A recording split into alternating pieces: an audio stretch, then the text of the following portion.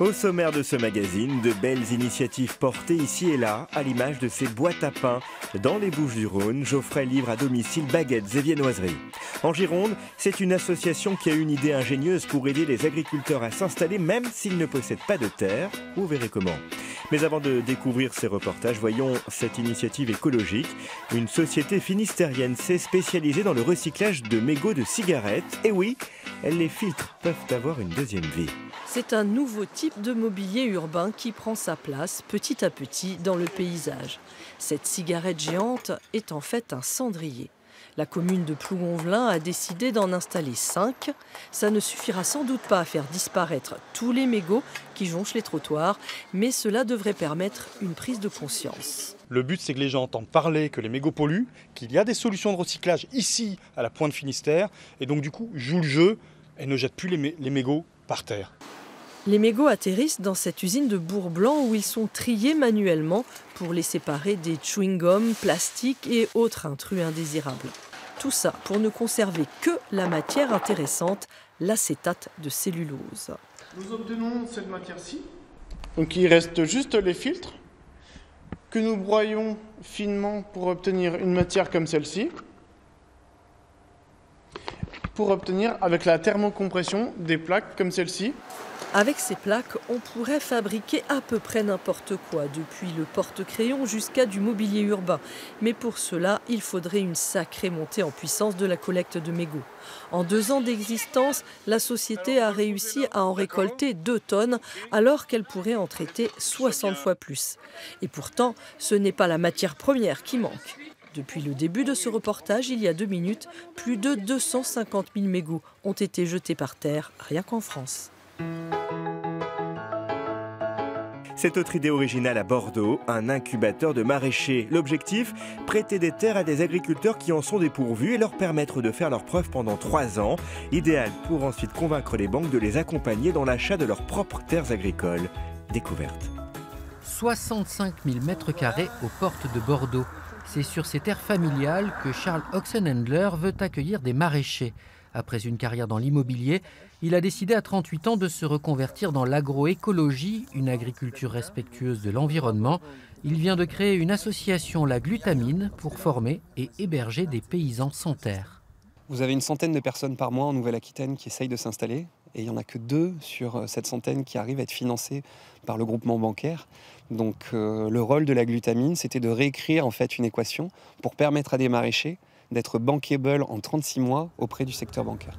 Une maison passive, un entrepôt, un vélo-tracteur, l'association propose un kit de démarrage, tout le matériel nécessaire pour une production bio et écolo. Charles a investi 100 000 € pour financer son projet. Il le présente depuis plus d'1 mois sur les quais de Bordeaux.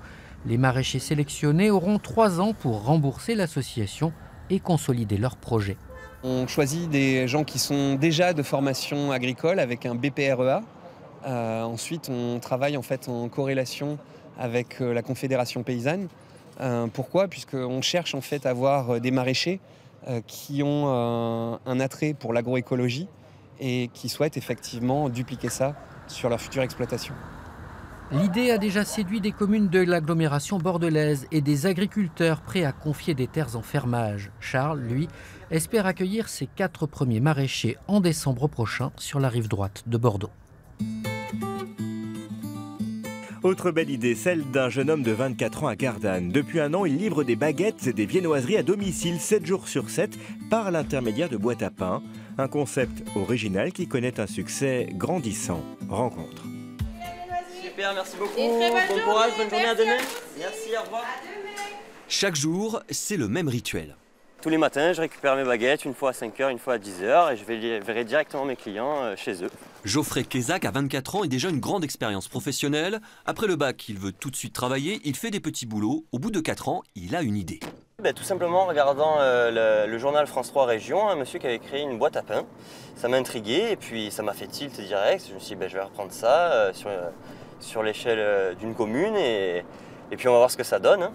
Il réunit des fonds grâce à une plateforme participative, se fait aider par une association qui lui prête 6 000 € à taux zéro. Il s'équipe alors des fameuses boîtes à pain. Cette boîte à pain a été inventée par monsieur Brun qui est dans l'Oise. Et j'ai adoré son concept et je me suis dit je vais reprendre la même chose sur une plus grande échelle, donc installer le plus de boîtes possible et livrer le plus de monde possible en moins de temps possible. Protégé du soleil, de la pluie, le pain est à l'abri. Bonjour Jackie. Geoffrey livre dès 5 h du matin. Les clients ne sont pas obligés d'être réveillés. Ses clients sont des actifs, beaucoup de personnes âgées. C'est vrai que le matin, sinon, vous êtes obligé de prendre la voiture, d'aller au plus près à Carrefour, sinon, ou en ville. Une cinquantaine de clients à Gardanne et dans les communes alentours. Bonjour Robert. Geoffrey ne livre pas que le pain. Parce que j'ai dit, si je m'apporte le pain, qu'il faut que je m'habille pour aller chercher le journal, c'est pas avantageux. Beaucoup de ses clients ne peuvent pas se déplacer. La livraison est aussi un service à la personne. Dans le temps, ça se faisait. Il y avait des livraisons de pain à domicile, mais ça s'est perdu. Et voilà, j'ai envie de refaire vivre ça à notre époque. Pour l'instant, Geoffrey ne dégage pas de salaire de son activité. Il fait tourner l'entreprise. Le concept séduit. Chaque mois, 5 à 6 nouvelles boîtes à pain sont installées. Les Restos du Cœur préparent leur nouvelle campagne d'hiver. Celle-ci débutera le 21 novembre prochain avec une nouveauté cette année dans le Puy-de-Dôme. Un bus sillonnera des quartiers clermontois, un car décoré par 2 graffeurs auvergnats.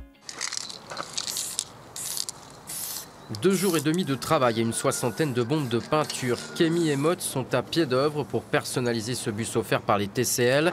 Les transports en commun lyonnais est destiné au Resto du Cœur de Clermont-Ferrand. Une œuvre artistique doublée d'une action très symbolique pour ces 2 graffeurs. Ça permet au moins de faire une action sympa, de pouvoir avoir une action, je dirais, qui est caritative, tout en jumelant ça avec le plaisir de la peinture, je dirais. Par rapport au bus, il peut y avoir un lien, je dirais, puisque nous, on travaille dans la rue. Et le bus s'occupe surtout d'apporter la nourriture à ceux qui ne vont pas, je pense, dans les centres et ceux qui vivent dans la rue. L'intérieur du bus a été réaménagé par les Ateliers du Cœur comme une vraie cafétéria. 13 700 repas ont été distribués l'an dernier, pratiquement 130 par soirée entre novembre et mars. C'est le 3e bus des Restos du Cœur en 10 ans, mais c'est la première fois que 2 graffeurs s'associent pour le customiser.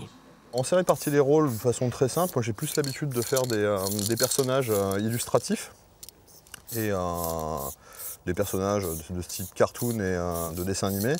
Et Kémy, lui, a toute une gamme de motifs abstraits qui nous permettent d'allier l'illustratif à l'abstrait et à la forme un peu géométrique.